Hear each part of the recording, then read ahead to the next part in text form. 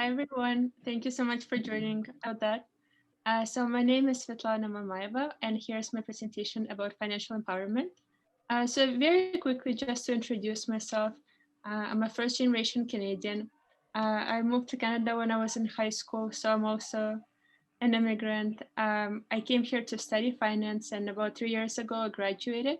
And while I was a student, I was also working in international banking, where I received top 10% in Canada award.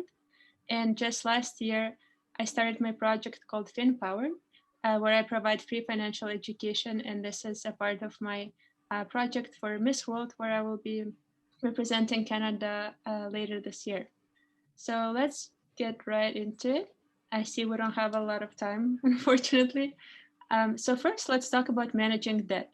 And here are a few steps that I identified that would help you with that. So step number one is to identify and list all your debts. And why is it important? Because for each one of them, we want to know the total amount you owe, minimum monthly payment, and interest rate. And now we're going to see why is that important. So here we would like to list our debts in order from the highest interest rate to the lowest. And as you may know, not all types of debt are the same. So for example, credit cards or payday loans would usually have the highest interest rate. And those ones are the ones that we usually try to pay off first because you don't want to be paying, crazy fees like payday loans can go to up to 40-50% of interest, percentage interest. Credit cards can go up to 20, even more if you miss your payments. So here we would like to prioritize repayment of your most expensive debts, but of course try to make at least minimum payments on all your debts. And something that I've learned years ago is to add at least $5 on top of your minimum payments to make sure your credit score doesn't get decreased. Here are some notes on late payments. So when I worked at the bank, I saw that a lot of people took advantage of automatic payments. So of course, if you have some bills that are very different month to month and you want to review them before you pay them, that's one thing. But for example, if you have a certain bill that you know every single month you pay almost the same amount or exactly the same amount, then it might be easier for you just to set up automatic payments. That way, you never forget to make a payment, you don't get any late fees, and you save yourself from headache.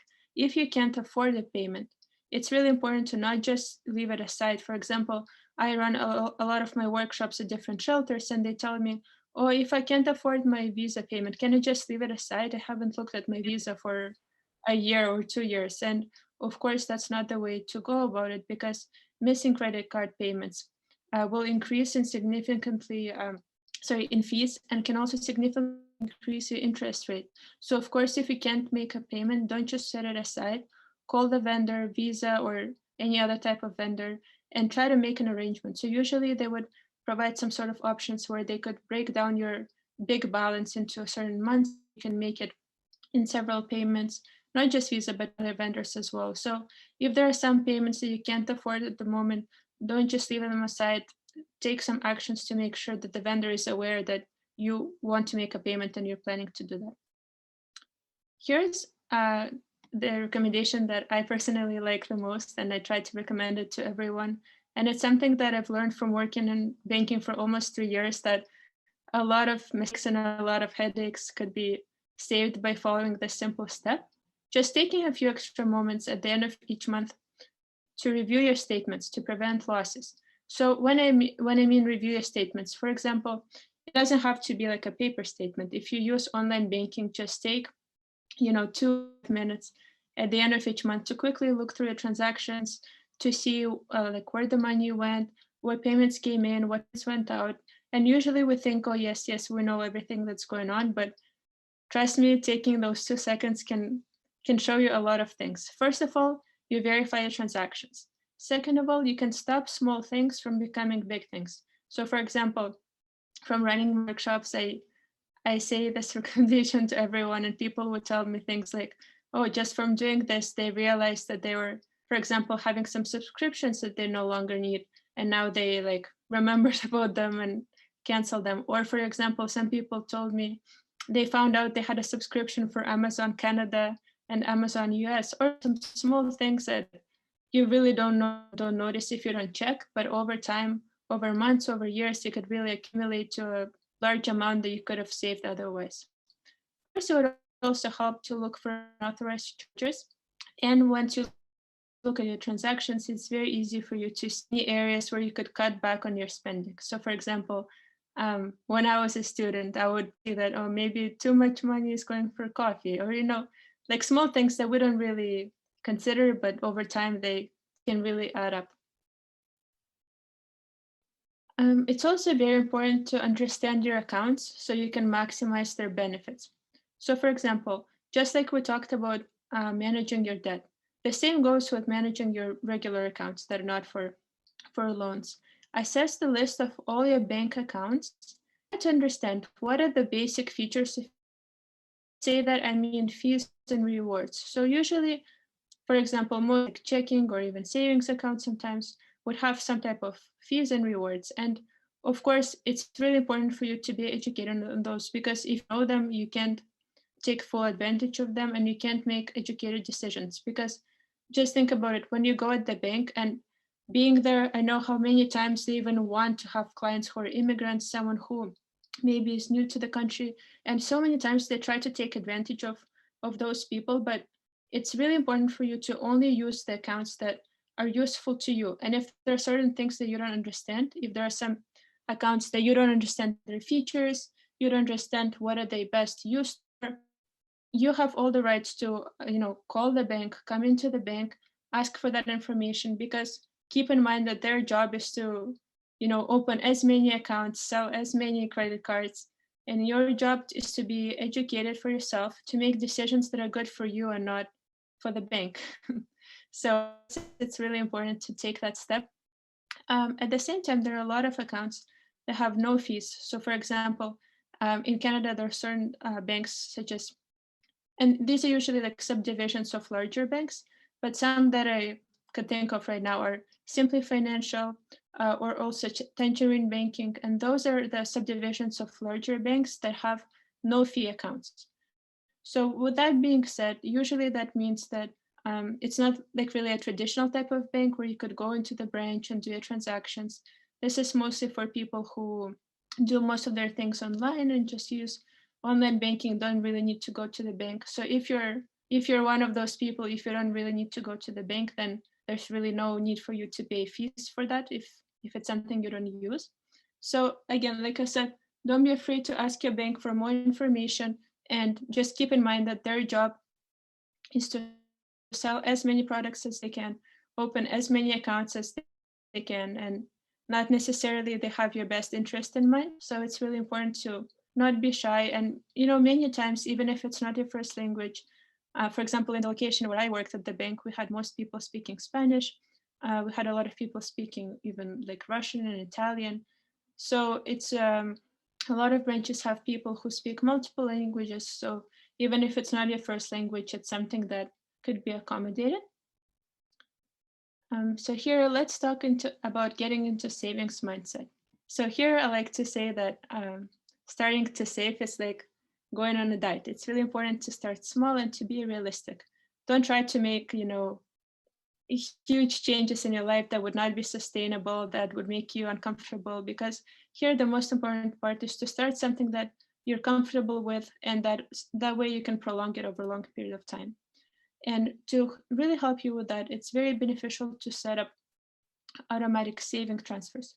So for example, if you have your like payday on a certain date, or if you get some funds from the government, it's really beneficial to set up automatic saving transfers.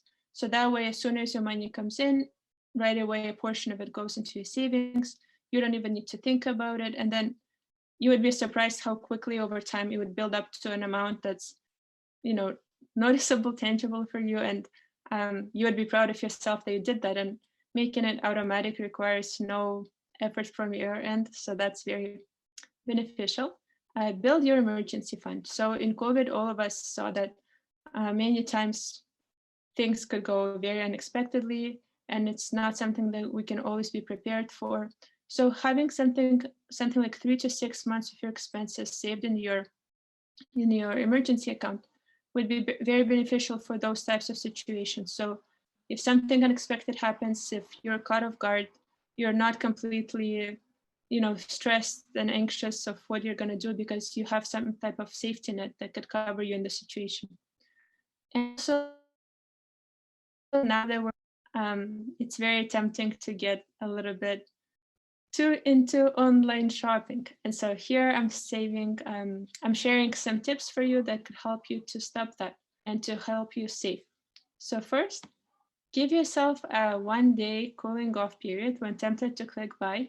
And it doesn't need to be a 1 day. It can be anything that you choose for yourself. So for example, for me, I noticed that sitting at home, I would be very tempted to buy things on Amazon. And of course, I would try to think to myself, what is something I can do to help me kind of get that more under control.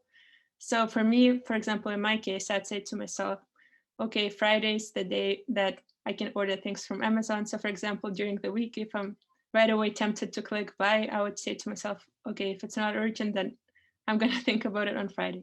So something as simple as that, to give yourself some extra time, because I think all of us had situations where we got and we thought it was a great idea, then it turned out that it was a really bad idea.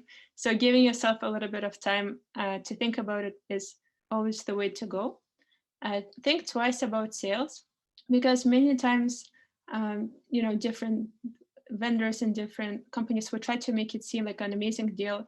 They would put that, old price, cross it, put the new price, and many times that new price is what it should have been in the first place. Many times they try to use different marketing tactics to make it seem like you're getting an amazing deal, which in reality, that could be far from truth.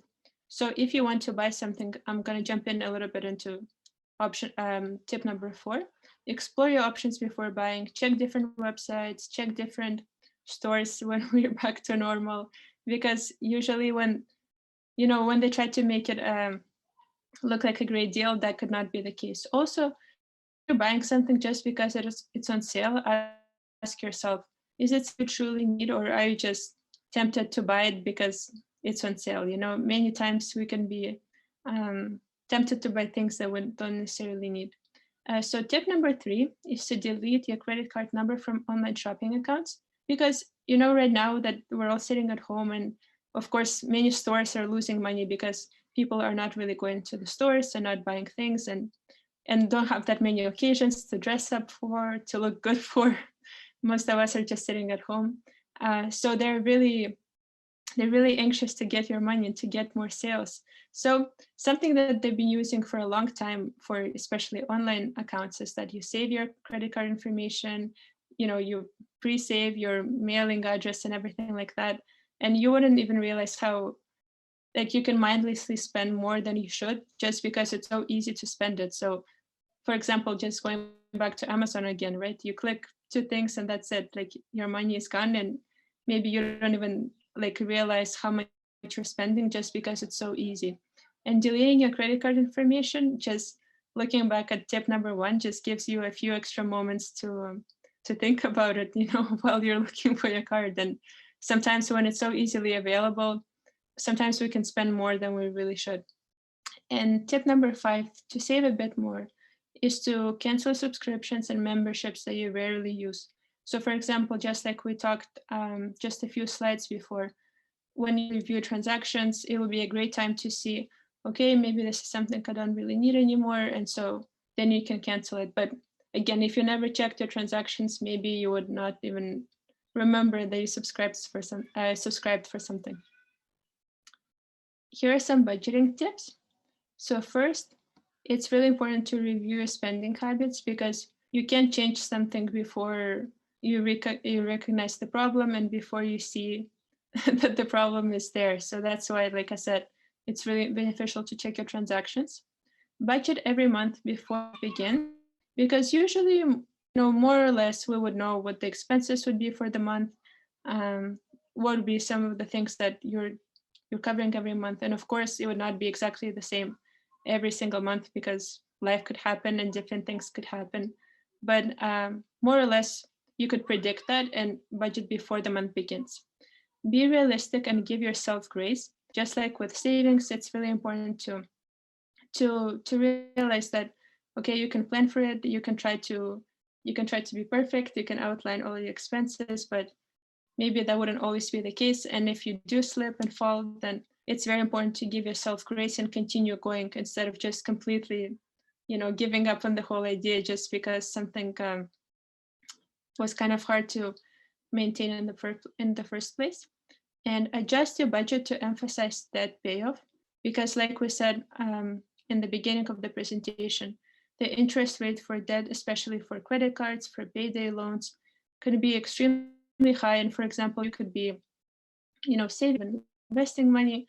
And of course, the interest rate that you're getting from that would almost never be, the same as if it was for a credit card, for example.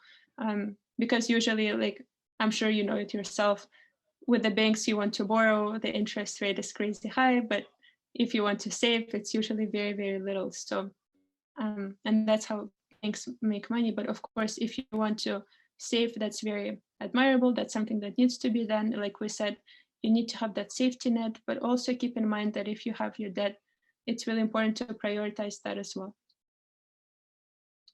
And here I included a little bonus section to tell you 3 things that I've learned from working at bank, and something that bank tellers usually are not telling you. So I'm here to tell you that. So when I worked at the bank, I was just like a bank teller, customer service representative. And here are some of the things I thought might be beneficial for you to know. First thing, a lot of people don't know that actually bank tellers can very easily waive fees for, at the time I worked there, for up to $100 and $200. So for example, if you had, like non-sufficient funds fee, like sometimes a payment comes out and you didn't have enough money in your account and you get charged $45 in non-sufficient funds fees or on top of that. Or for example, 1 month you had like a large monthly fee. So for example, many people could just, see it and think, oh, too bad this happened, and kind of get upset, and that's all. But actually, bank tellers can very easily waive it for you. And it's so easy for them to do it. Like, they don't even need to get their manager's approval. They don't even need to get anything. Like, you just need to ask them nicely. And the second point is that sometimes they would create a sense of urgency for you to get their banking products. So like I said, bank tellers and people, anyone really working at the bank, they're usually scored on how many products they sell, how many credit cards they opened, how many, checking savings accounts they opened. So something that I've seen a lot of people do, they would say, oh, like, congratulations, you got pre-approved for this. And they kind of make it seem like it's very urgent, that if you don't make an action right now, then it will expire or something would happen. But actually, many times the offer is there for a while. So, to kind of like save yourself some time to think about it, to maybe learn a bit more about this product, you can just say, oh, when would it expire? Could you please give me like a little brochure that would have more information on that product? Or even ask the teller to give you that information, because most tellers would have that training to help you with different options. So like I said before, their job is to sell you as many products, and your job is to make a decision that's good for you, that comes from being educated, comes from getting information. And my last point is that mistakes are very common, and sometimes errors can't even be found. And a lot of people don't think that it's real, but actually, from working at the bank, I can tell you with my full honesty that there were so many times when, we had to stay late after work, or we had to like look for a mistake that someone made. And sometimes it's easy to find the mistake, but sometimes I promise you there were times where we could not find mistakes, and who's the one, suffering from that would be the person who came to do the banking, the customer. So some of the common mistakes that I can think of that I could share with you. For example, if you deposit a certain amount, and for example, say you're depositing, I don't know, for example, $510, and by accident, bank teller would enter the opposite, 150. And sometimes they couldn't really like look closely. For example, sometimes they say, oh, do you want to receive and we say, oh, no, it's okay, and just out of the door. And this mistake happens so many times. And I think the best part that you can do to protect yourself, just before you leave, if they ask you if you want your receipt, always say yes and take 2 seconds to review what done, if the amount is correct. Another mistake that I've seen that is very, very common is you would ask them to pay a bill. So for example, you tell them, pay my Rogers bill, and they would enter, like they would open their system that shows the bills that you've paid before, and they would accidentally pay the wrong bill. And sometimes it would be such a headache after the fact to create like a transfer from this vendor to that vendor. And again, just take that receipt, take an extra 2 seconds to check if everything has been done properly. And yeah, like even if it's someone, for example, you say, oh, I go to this bank all the time, this person always helps me, this person is so great and never makes mistakes. That could be the case, and I hope that's the case. But many times, even if someone knows their job very well, even if they've done something a million times, could have a crazy day, or one customer could yell at them, or their manager could yell at them, and then they would kind of get sidetracked, or just a really busy day. And it's so easy to make a mistake. So always be mindful of those things, and I really hope this can help you. And I have my little Q&A session. I think we still have about 5 minutes. So if anyone wants to ask me any questions, I'm happy to answer them. Yes, Svetlana, thank you very much. So we have actually a question from Gabriela Roca. She asked, as a newcomer, what is the best way to build a healthy credit score? Excellent question. So to build a healthy credit score, a few things. So first, when you open a credit product, like anything, credit card, line of credit, it's very important to always ensure that you make your payments. And also, once you have, for example, like a Visa or something like that, it's recommended that you don't use the full amount available. So for example, you open the Visa for, I don't know, $1,000. So it's not good to like always use $1,000, and it's not good to not use it at all. Usually they recommend that you use about 30 to 50% of the available limit if you can, and then of course make payments on time.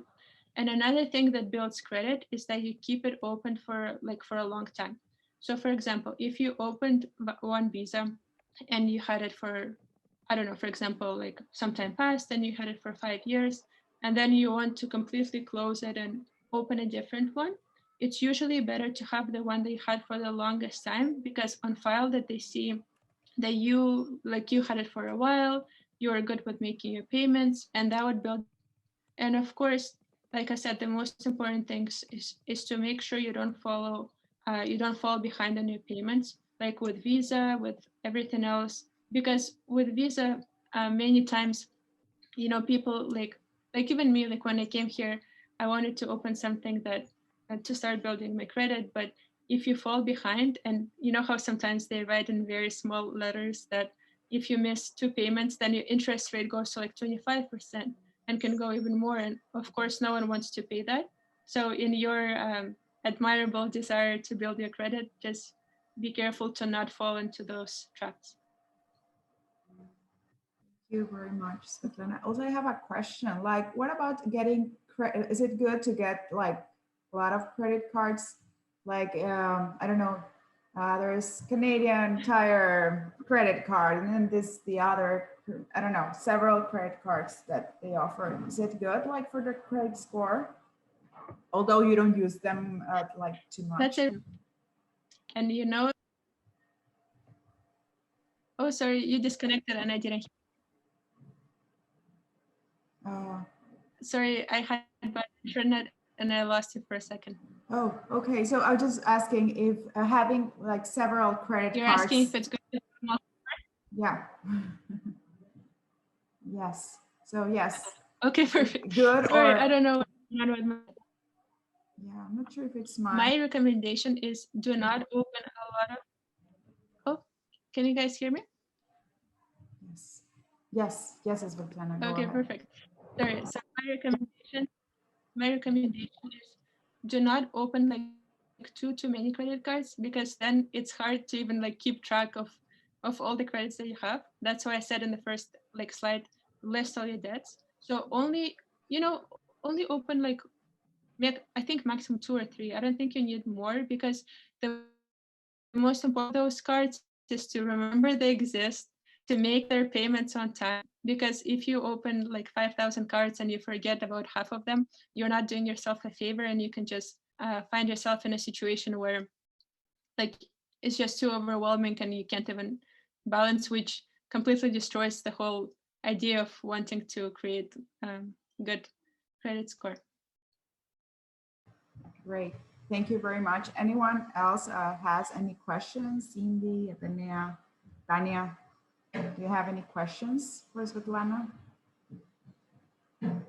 20 seconds, guys. Let's go. Questions. Thank you, Svetlana. A good presentation. Thank you for the information. Oh, thank you so much. Sorry, I think maybe I got a little nervous and maybe I was speaking too fast. So I hope it was you yeah, I think it was good.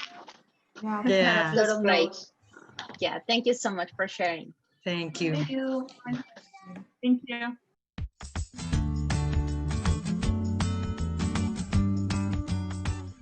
Moving forward, as you know, Hispanotech is a non-for-profit organization and volunteers are the heart and soul of all activities. That is why we want to thank the volunteers that made this event possible. Thank you so much for all your hard work. And if you like to participate, just be aware you can also become a volunteer. To learn more about Hispanotech, you can follow us on social media, visit our website, and become a member.